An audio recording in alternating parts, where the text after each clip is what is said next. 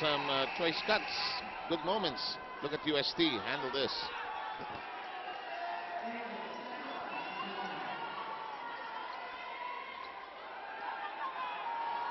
Even the miss hits, when your confidence is flowing, it just works for you.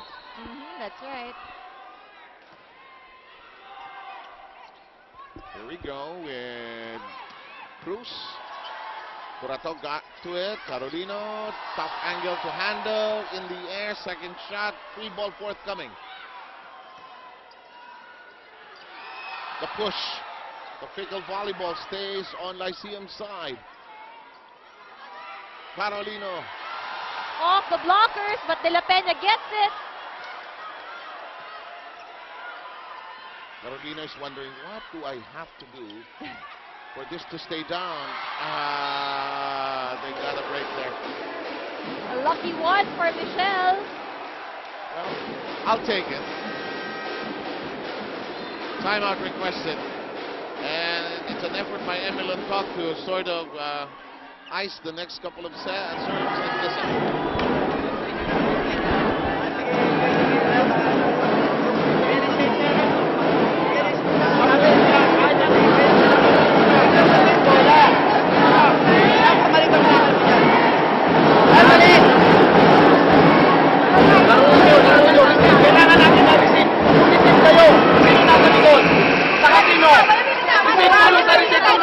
Ang haba-haba ng pinanggagalingan, nakakareceive pa si Jay, itatago na. O nyo? Ha? O, bawi tayo ha? Okay, 1, 2, 3. Okay, ito lang yan.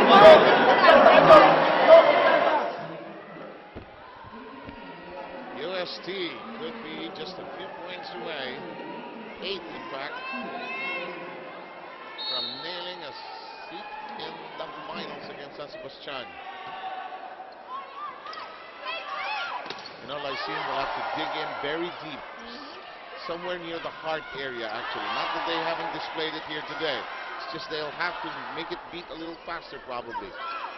Santron! Wow! Tulis na tulis. No blocker there for UST. Kaya naman napadali for Santron to kill that ball. Ang tawag natin dito, tusok eh. Oo, tusok na tusok. Power Spike brought to you by PLDT Mind DSL. Kailan tayo magkakaroon ng sponsor na ang tusok na spike na ito ay hatid sa inyo ng the best fishball in town.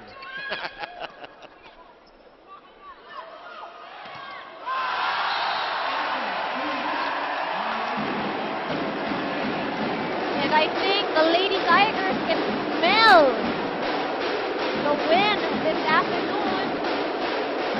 You know, these crazy women, when even the errors, they find so much joy in it. Natatawa sila doon sa mga mali nila. Oh, well done. There was a touch, going fast and forcing that point. You know, I guess when you're so strong, so confident, and you work hard and you practice hard, it makes you just enjoy your work. And this, you know, there's pressure to be a UST team, you know. There's so much great tradition, actually, with this volleyball program. But I can only imagine the tryouts. The recruitment, I have an idea, but the tryouts could be Pretty difficult. I can imagine. And even the training. I guess so.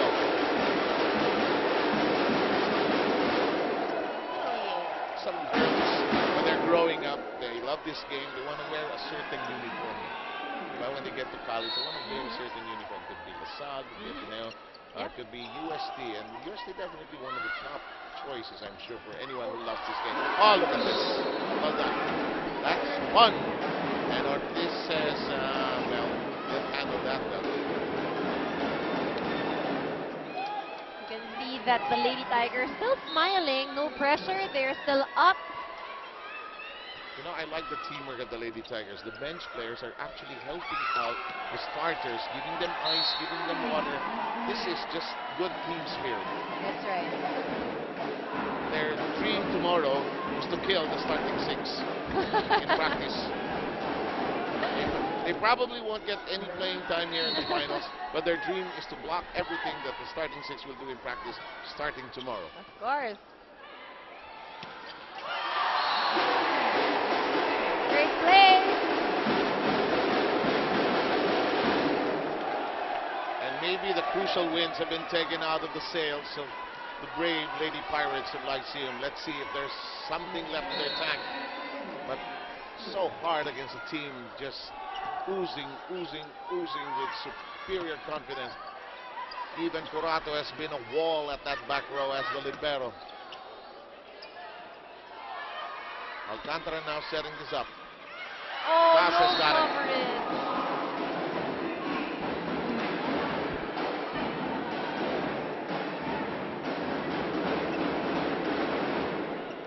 20-15. Joy Casas in the service area.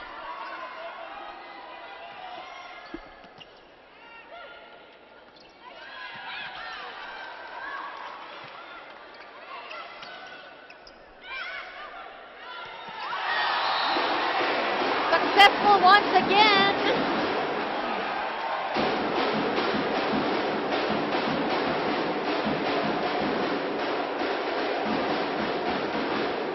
Manlilibre si Balse mamaya sa shakes.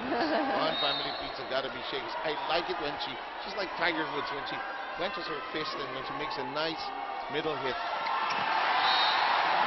Actually, whenever they do make a point, palaging ganun yung initial reaction niya.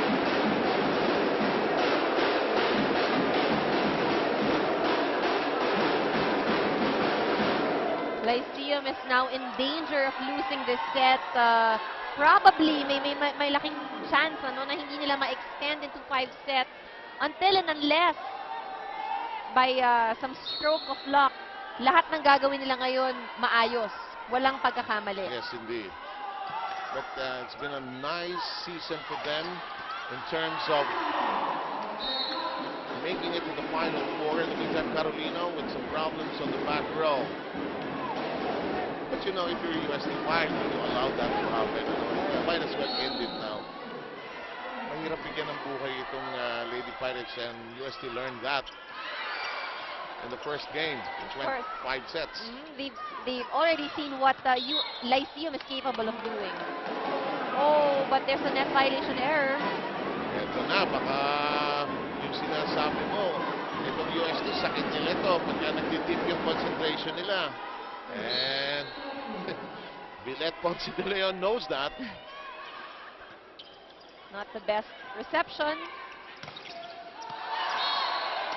And that one goes out.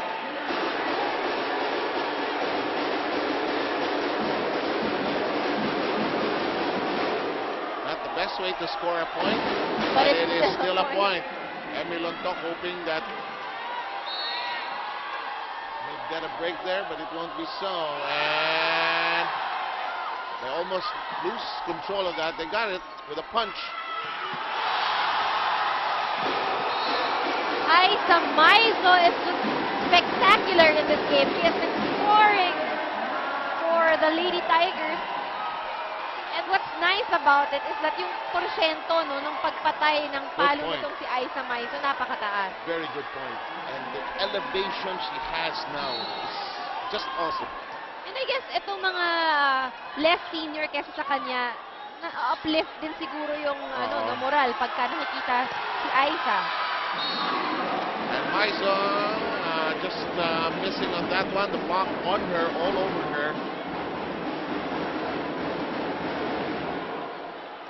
But take nothing away from Lyceum. They forced this UST team to the max here. That's right.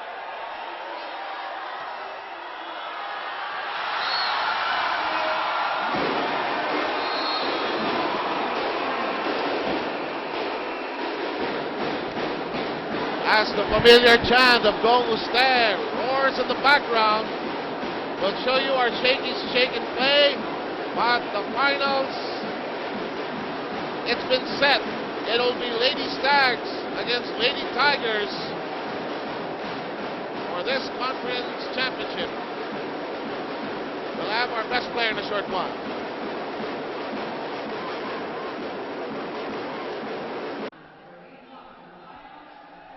And that's our final count. And Lyceum managing only to win that second set. They were in the thick of the fight just lost to the awesome power of this UST team. Well, take a look at these highlights and take us through this. UST, when they're good, they're absolutely good. That's right. You know, not to discount the effort of Lyceum, like what you've mentioned, they did a great job.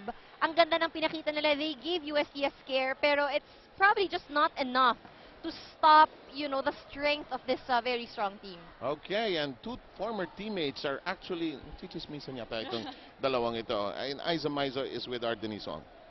Yes, I have here beside me one of the girls who led UST to the finals, team captain and our best player, Miss Aiza Maizo. So, Aiza, we all know na this is your nth time to the finals and alam din natin na you guys have had your ups and downs. Ano bang pwede nating i-expect sa'yo and sa UST? Siguro gagawin ko yung best ko tsaka yung team namin para manalo sa championship. Yun lang. Ayan, and Aiza, since you are our best player of the game, meron kang special gift from our friends from Shakey's and pwede mong batiin and greet yung mga nanonood sa atin. Sana makauwi ako dyan. Miss ko na kayo. Sa mga taga Dumaguete, sa mga team kuya, sa lahat ng mga fans, maraming salamat po. Guys, that is our best player of the game. Thank you very much, and should be a great final, son. Congratulations to UST. And we'll look forward to your date with San Sebastian and the Shakey's Relay.